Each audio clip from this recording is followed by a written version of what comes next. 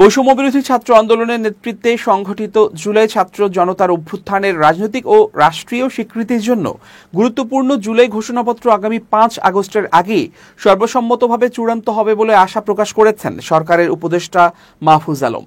তিনি জোর দিয়ে বলেছেন, জুলাই ঘোষণাপত্র বাস্তব হবেই। জুলাই শহীদ ও আহতদের আত্মত্যাগের প্রতি আমরা দায়বদ্ধ। উপদেষ্টা মাহফুজ জানান, জুলাই ঘোষণাপত্র গত ৩১শে ডিসেম্বর ঘোষিত হওয়ার কথা ছিল, কিন্তু রাজনৈতিক দলগুলোর মধ্যে ঐকমত্যের অভাবে সেই প্রক্রিয়া দীর্ঘায়িত হয়।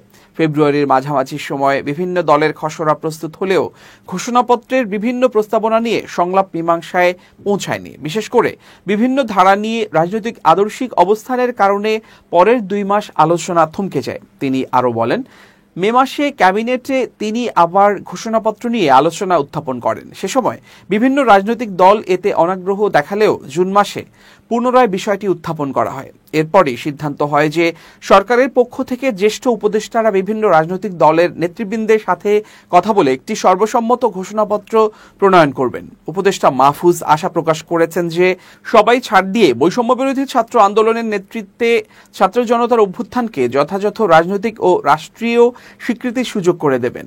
উপদেষ্টা মাহফুজ উল্লেখ করেন, দল মতাদর্শ নির্বিশেষে বাংলাদেশের রাজনৈতিক ইতিহাসের সকল গুরুত্বপূর্ণ পর্বের স্বীকৃতির ব্যাপারে উদারতা দেখানো হলেও জুলাই ছাত্র জনতার ন্যায্য স্বীকৃতি বাদ দেওয়ার চেষ্টা করা হয়েছে।